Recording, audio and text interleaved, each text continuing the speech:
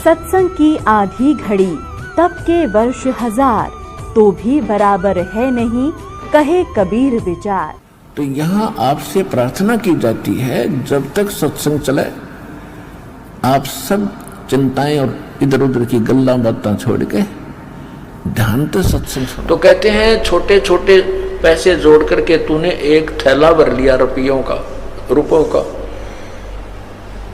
और जाते समय तेरे साथ कुछ भी नहीं चला।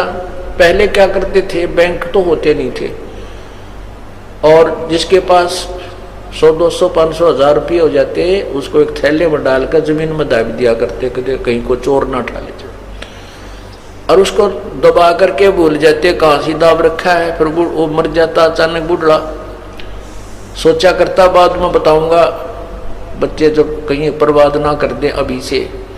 वो बूढ़ा मर जाता, फिर पैसे साथ ले जाता, नहीं ना दान कर पाता। फिर उसको मरते समय याद आती को होते तो पैसे दब रहे थे यहाँ पर, बता वो सकता नहीं, क्योंकि उसकी जुबान बंद हो जाती है। जो भक्ति नहीं करते अंत समय में उस प्राणी की जुबान बंद करता है ये काल के दूत आकर के, कहीं यू राम नाम ना ले ले। अंत समय में कहीं इसको कोई भगवान की याद ना दिला दे, इसका जुबान बंद कर देता है। उसकी वृत्ति इतनी प्रबल परिवार में फंसा देता है। कभी लड़के को देखता, मेरे मन में बोल नहीं सकता मेरे छोटे बेटे का क्या होगा, उसका तो एक मकान भी ना बना है, उसका तो ऐसे भी नहीं है। मतलब इस तरह की वृत्ति में वो उड़झ पुड़झ करके और उसको वहीं वापस पशु पक्षी बनाकर भेज देता है काल। जिसमें ये प्राणी जो भक्ति नहीं करता उसकी मृत्यु होती है, देखना कैसे होती है। उसकी जुबान बंद हो जाती है, खींच खींच कर श्वास आता है, क्योंकि जब गिनती के श्वास दिए हुए हैं भगवान ने, और जब श्वास रह जाते हैं कुछ शेष थोड़े से ही, उसी समय यमदूत आकर के इसके अंदर से इसकी जो है ना टीटवी दाब देते हैं, गर्दन दबा देते हैं, जुबान बंद कर देते हैं।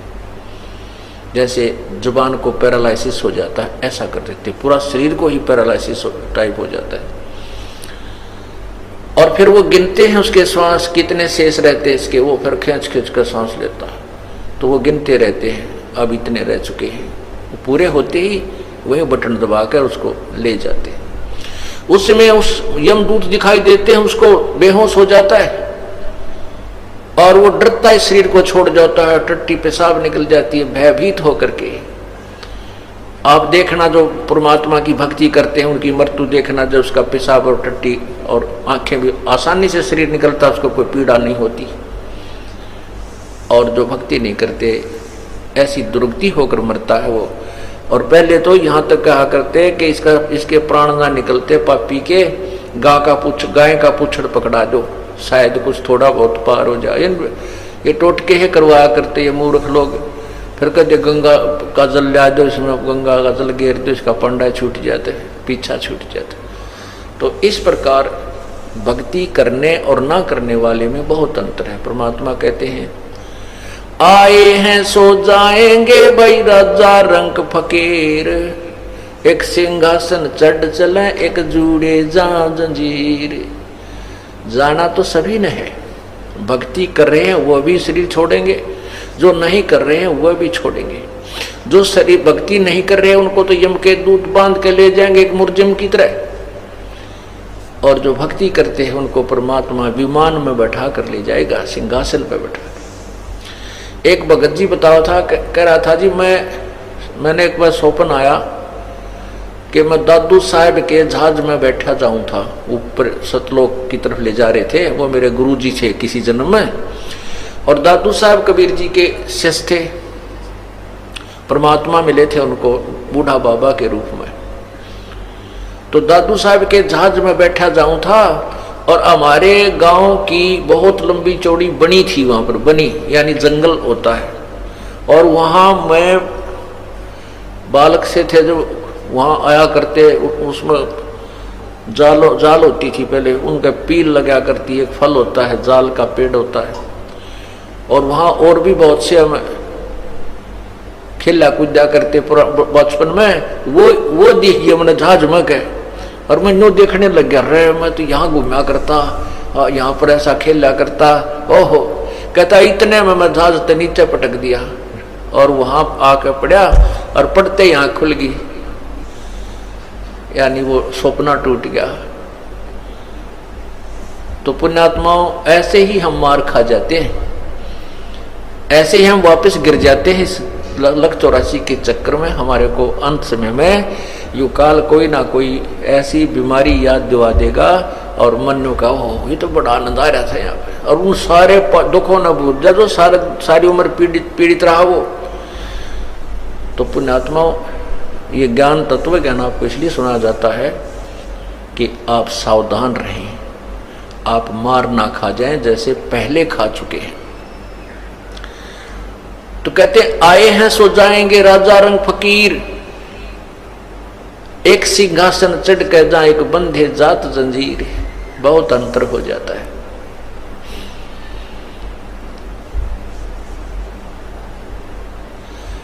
तो इसलिए क्या कहते हैं परमात्मा के,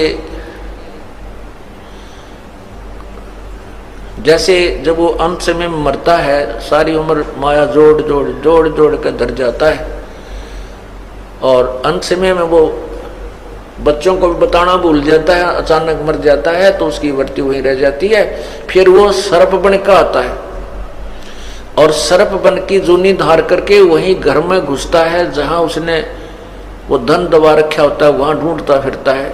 फिर वह बच्चे उसका मारे, लठ तोड़े, उसके हड्डियों को पंसलियों को एक करें या मार डालें, फिर वो वहीं उन्हीं के हाथों मरता है करके।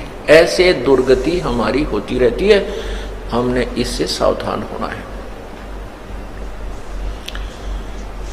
तो क्या बताते हैं, कौडी कौडी माया जोड़ी जोड़ भरा एक थैला रे, खाली आया खाली जागा संसार लेना थैला रे।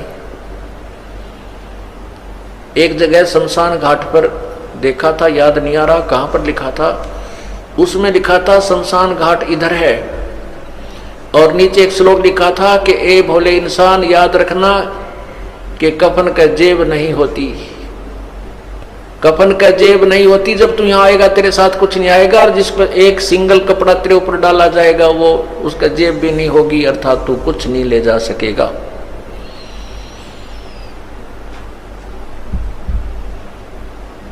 फिर क्या बताते हैं, मात पिता तेरा कुटुंब कबीला, यो कोई दिन का मेला रे, कुछ दिनों का मेला है ये आपका घर, और यहीं में लाया यहीं रे बिछुड़ जा, जागा हंस अकेला रे। यहीं यूं मेला भरा था और यहीं एक एक करके ये खत्म हो जाएगा, बिछुड़ जाएगा। और जब अकेले यहां से चलोगे, सारे परिवार को छोड़कर, जब देखना क्या बनेगी आपके संग में, जो परमात्मा को याद नहीं करते।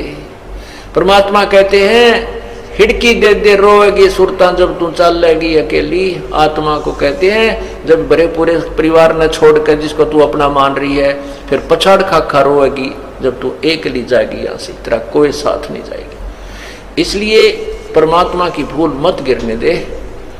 तेरा जितना संस्कार जिसके साथ जुड़ा है वो अपनी उस भूमिका को निभाते हुए परमात्मा को मत भूलिए। इतना ही कहना परमात्मा का, ये सारा कुछ जो है ना ज्ञान सुनाकर आपको इसी तरफ डाइवर्ट करना, आपकी वृत्ति को, इस दिशा को ही बदलना थोड़ा सा। फिर कहते हैं एक डाल पर दो पक्षी बैठे, एक गुरु एक चेला रे।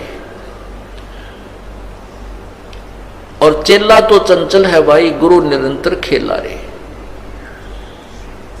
अब क्या बताते हैं कि जैसे आगे निर्णय देते हैं कौन तो गुरु है कौन चेला है। अब जैसे ज्ञान मार्गदर्शन करना, तो इस दास आपका गुरु है और आप शिष्य हो, और फिर आपको जो नाम दे दिया है, फिर आपने कैसे जो नाम दिया है उसको, वो तो आपका गुरु और चित्त, अर्थात जैसे गुरु जी के प्रति आपका अटूट भाव, अटूट श्रद्धा, अटूट ध्यान लगा रहना चाहिए, गुरु जी की तरफ आपकी वृत्ति सदा रहनी चाहिए। ऐसे ही फिर जब नाम आपको मिल जाता है तो सिमरण करते समय उस शब्द को जो मंत्र दे रखा है वो तो आपके गुरु की तरह, और चित्त को चेला बनाकर उसके ऊपर सिमरण पर लगाए रखना है। कहते हैं इस पद का तुम भेद सुनो, वो कौन गुरु कौन चेला रे।